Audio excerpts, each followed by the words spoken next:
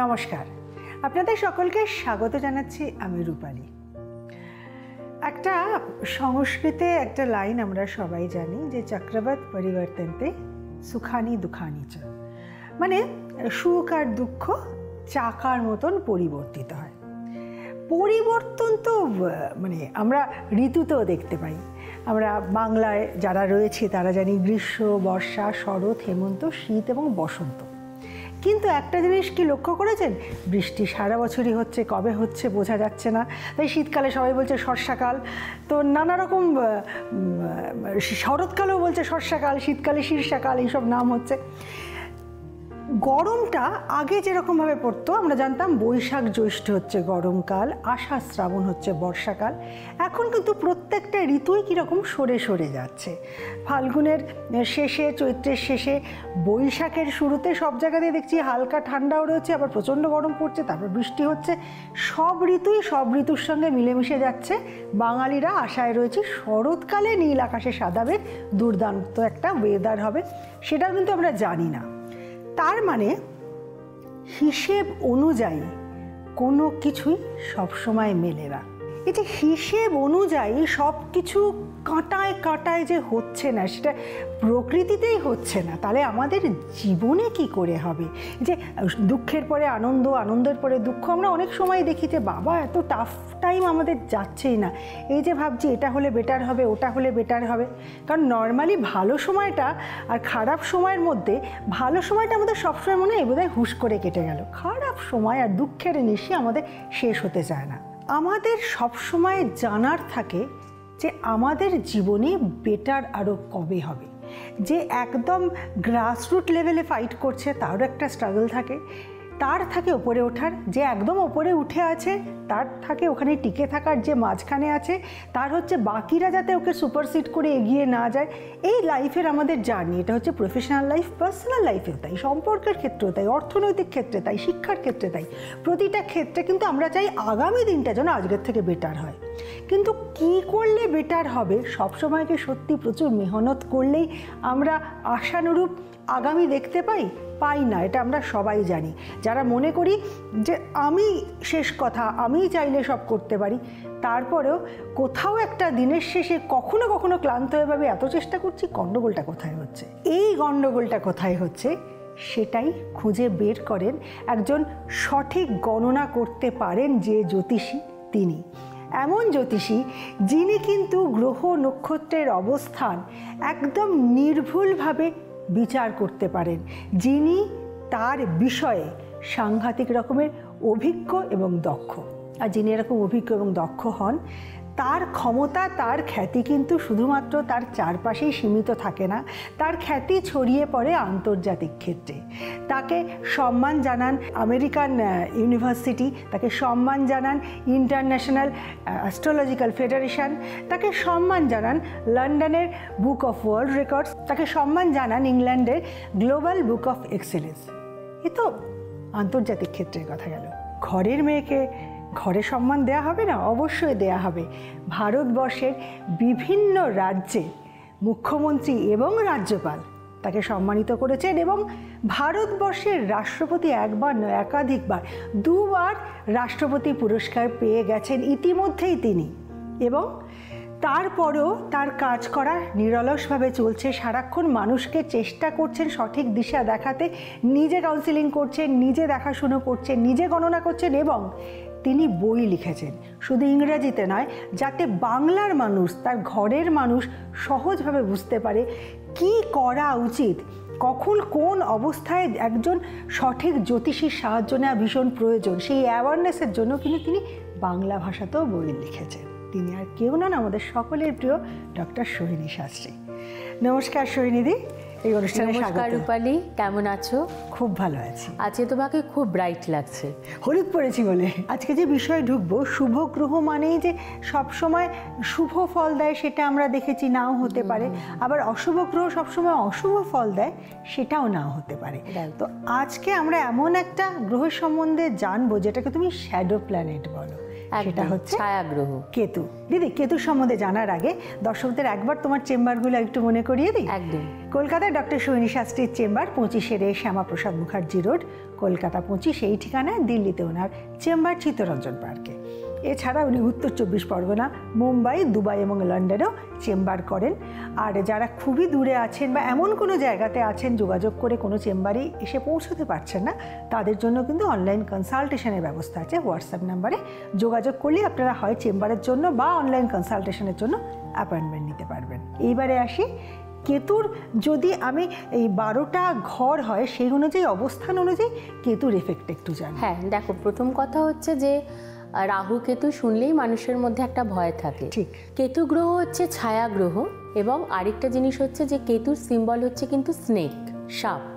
রাহুরও symbol কিন্তু snake. Ketu হচ্ছে এমন একটি গ্রহ যার পার্থিব জগতের উপর বা মেটারিয়ালিস্টিক ওয়ার্ল্ডের উপর তার আকাঙ্ক্ষা বা তার কামনা খুব কম থাকে। এমন একটা গ্রহ কেতু যে খুব সিক্রেটিভ এবং নিজেকে খুব সিক্রেট লাইফের মধ্যে নিয়ে যেতে ভালোবাসে এবং সিক্রেট লাইফ লিড করতে পছন্দ করে। কেতুর মধ্যে অপার জ্ঞান রয়েছে এবং সেটা হচ্ছে স্পিরিচুয়ালিজম। অ্যাকচুয়ালি কেতুর এফেক্ট বর্তমান জীবনে কি, এবং আমাদের হচ্ছে 12টা ঘরের উপর কেতুর কি প্রভাব থাকে, এইটা আমাদের জানা দরকার। এবার আমি রূপালী স্টার্ট করব যে প্রথম ঘরে লগ্নভাবে যদি কেতু থাকে, প্রথমত বলি লগ্নভাবটা কিন্তু সামাজিক স্ট্যাটাস এবং লগ্নভাব কিন্তু সফলতা।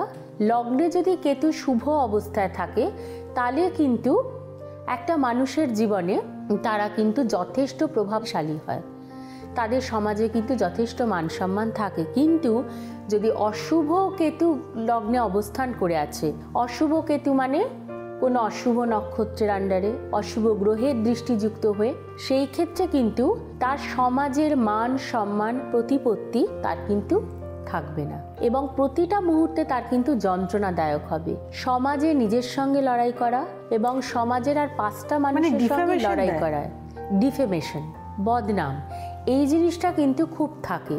এবং সেই মানুষটাকে জন্ম থেকে মৃত্যু পর্যন্ত প্রচুর ইনসাল্টেড হতে হয় আদার্স লোকের কাছে।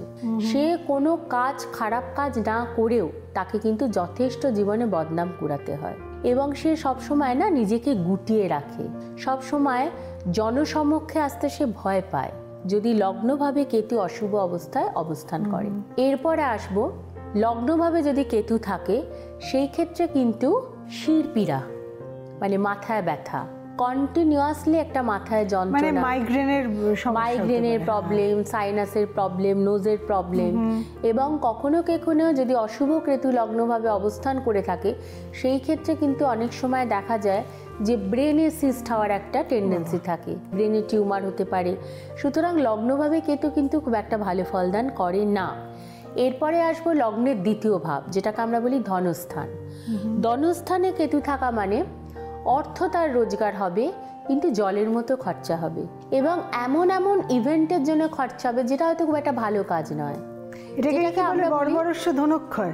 একদম, আননেসেসারিলি মানি লস্ট হচ্ছে, এবং আত্মীয় স্বজনরাও কিন্তু তাদের প্রতি খুব একটা ভালো মনোভাবা সম্পন্ন থাকে না, এবং দেখা যায় যে তার খুব ক্লোজ রিলেটিভ, ব্লাড রিলেশন, তাদের একটা অশুভ দৃষ্টি বা তাদের একটা জেলাসি সেই জাতক বা জাতিকার উপর কিন্তু প্রচণ্ডভাবে থাকে, এবং যার জন্য জাতক জাতিকার জীবনের অনেক কার্য সাধন করতে কিন্তু বাধা আসে। সেটা কিন্তু লগ্নের ধনভাব দ্বিতীয় স্থানে কেতু থাকলে এটা হয়। সবে 2টো অবস্থান জানলাম, এখনো কিন্তু বাকি রইল আরো 10টা। এবার জানবো লগ্নের তৃতীয় ভাবে যদি বা তৃতীয় ঘরে যদি, লগ্নের তৃতীয় ঘরে যদি কেতু থাকে এদের বেশিরভাগ ক্ষেত্রে খুব অসুবিধা দেয়। সেটা হচ্ছে এদের সবসময় দেখা যায় যে লগ্নের তৃতীয়ভাবে কেতু, এদের যারা প্রাইভেট টিউটর হয় তাদের সঙ্গে এদের একটা সম্পর্ক খারাপ হয়, কখনো এদের সুপিরিয়রের সঙ্গে সম্পর্ক খারাপ হয়, কখনো এদের বসের সঙ্গে সম্পর্ক খারাপ হয়। এদের থেকে যারা বয়সে বড় গুরুস্থানীয় লোকজন তাদের সঙ্গে এদের একটা সাডেন ক্ল্যাশে চলে যায় এরা, তারা কোনো দোষ না করেও কিন্তু তাদেরকে এই জিনিসটা ফেস করতে হয়, এবং কখনো কখনো তার থেকে ছোট বয়সের বোন বা ভাইয়ের সঙ্গেও কিন্তু তার সম্পর্ক একটা খারাপ থাকবে যদি লগ্নের তৃতীয়ভাবে কেতুর অবস্থান হয়। এবং অনেক ক্ষেত্রে দেখা যায় যে লগ্নের তৃতীয়ভাবে কেতু নাক এবং গলা রিলেটেড অসুখ দেয়। এরপরে আমি আসবো লগ্নের চতুর্থভাবে যদি কেতু থাকে, চতুর্থ স্থান মাতৃস্থান, মায়ের সঙ্গে সম্পর্ক কখনোই ভালো হয় না এবং কোনো না কোনো কারণে এরা কিন্তু মায়ের কাছে শত্রু হয়ে যায়। কেতু যদি লগ্নের চতুর্থভাবে থাকে, মা হয়তো শত্রু মনোভাবাপন্ন নয়, সন্তান হয়তো এমন কোনো একটা কাজ করছে যেটা মা চাইছে না, যে কারণের জন্য একটা সময় গিয়ে সন্তানের প্রতি ভালোবাসাটা কিন্তু অনেকটা কমে আসে মায়ের। বন্ধু বান্ধবদের সঙ্গে শত্রুতার সম্পর্ক তৈরি হয় এবং এদের ক্ষেত্রে দেখা যায় বেশিরভাগ ক্ষেত্রে এদের বাস্তুদোষ থাকে। এদের সম্পত্তি, বিশেষ করে মায়ের থেকে যে সম্পত্তি প্রাপ্তি হওয়ার কথা, সেইটার থেকে কিন্তু প্রায়শই এরা বঞ্চিত হয়। তবে হ্যাঁ, এরা কিন্তু বিদ্বান হয়, এদের কিন্তু রেজাল্ট খুব ভালো আসে। এবার আসবো লগ্নের পঞ্চমভাবে যদি কেতু থাকে, এরা প্রচণ্ড আধ্যাত্মিক মনোভাবা সম্পন্ন হয়। এরা প্রায়শই নানা রকম স্বপ্ন দেখে এবং বেশিরভাগ ক্ষেত্রে এরা কিন্তু স্বপ্নে দেবদেবীকে দর্শন করে, ভগবানের সান্নিধ্য লাভ করতে পারে এবং ভগবানের আশীর্বাদ, ব্লেসিংস এদের উপর কিন্তু থাকে।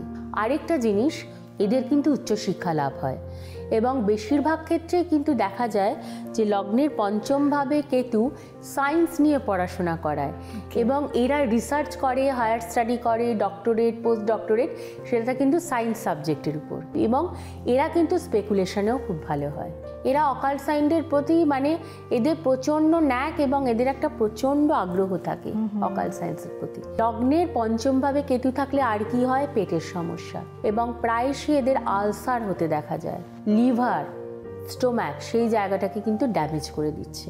এবার আসবো লগ্নের ষষ্ঠভাবে কেতু। কেরিয়ারের ক্ষেত্রে এরা প্রচণ্ডভাবে ডেভেলপমেন্ট পায়। অনেক রকম বিভাগে এরা চাকরি করে, সরকারি চাকরি করতে পারে, এরা গোয়েন্দা বিভাগে চাকরি করতে পারে, এরা ডিফেন্সে চাকরি করতে পারে এবং বেশিরভাগ ক্ষেত্রে এরা ফরেন ল্যান্ডে প্রচণ্ড সাকসেস পায়। এদের কেরিয়ার খুব ভালো হয়, কিন্তু অযথা শত্রু সৃষ্টি হয়। কিন্তু কেতুর একটা গুণ, 6th হাউসে কেতু যেমন শত্রু ক্রিয়েট করছে, আবার সেই শত্রুকে সমানভাবে ডিস্ট্রয় করছে। অনেক সময় দেখা যায় যে তার নিজের অতি ক্লোজ কাজিন, অথবা বলতে খারাপ লাগে, ভাবতে খারাপ লাগে, নিজের ভাই, নিজের বোন, নিজের দিদি, নিজের দাদা জেলাসি করছে। কর্মক্ষেত্রে ভালো কাজ করছে, অযথা শত্রু সৃষ্টি হয়ে যাচ্ছে। তার সঙ্গে বসের সম্পর্ক ভালো থাকবে, কিন্তু কলিগসরা তাকে নিতে পারবে না এবং ডিউ টু সিক্রেট এনিমিটির কারণের জন্য অনেক সময় এনভায়রনমেন্টটা এতটাই খারাপ হয়ে যায়, তারা বাধ্য হয় চাকরি ছেড়ে দিতে। এরা কিন্তু একটু শান্ত স্বভাবের হয়, রাগী না, উগ্রতা থাকে না, কিন্তু এতটাই তাদের উপর কন্টিনিউয়াসলি টর্চার হতে থাকে যে তারা একটা সময় গিয়ে কিন্তু হাল ছেড়ে দেয়। এরপর আমি আসবো লগ্নের 7th হাউসে কেতু। লগ্নের সপ্তমভাবে যদি কেতু থাকে, তাহলে সেই ক্ষেত্রে দেখা যায় যে বৈবাহিক সম্পর্কটা কিন্তু খুব একটা ভালো হয় না। স্বামী স্ত্রীর মধ্যে মেন্টালি এবং ফিজিক্যালি বন্ডিং দুটোই কিন্তু খুব খারাপ হয় এবং ব্যবসার ক্ষেত্রে গুপ্ত শত্রু তৈরি হয়। প্রচণ্ড ভালো ব্যবসা করছে, অশুভ কেতু অবস্থান করে আছে, রাহুর দৃষ্টিযুক্ত থাকবেই, তার সঙ্গে হয়তো দেখা গেল শনির দৃষ্টিযুক্ত বা শনির নক্ষত্রযুক্ত হয়ে বিজনেস মানে পার্টনারের কারণের জন্য এদের প্রভূত অর্থ লস্ট হচ্ছে। শনির দৃষ্টি মানেই খারাপ, রাহুর দৃষ্টি মানেই কি খারাপ? রাহুর দৃষ্টি, শুভ রাহুর দৃষ্টিতে উন্নতি, আচ্ছা, অশুভ রাহুর দৃষ্টিতে খারাপ। আচ্ছা, ওইটাই জানছি। কেতুর একটা জিনিস বলি যে সপ্তমভাবে কেতু একটা জিনিস খুব করে, যারা ব্যবসা করছেন দেখবেন আপনার ব্যবসার যে স্থল, যে ভূমিস্থল, সেটা ইনকারেক্ট থাকে, মানে বাস্তু ইনকারেক্ট একদম। এবং কোনো কারণে বাস্তুর কিন্তু একটা নেগেটিভিটি থাকবেই সেখানে, শুধুমাত্র বাস্তুর নেগেটিভিটির কারণের জন্য তাদের ব্যবসার ক্ষেত্রে পতন।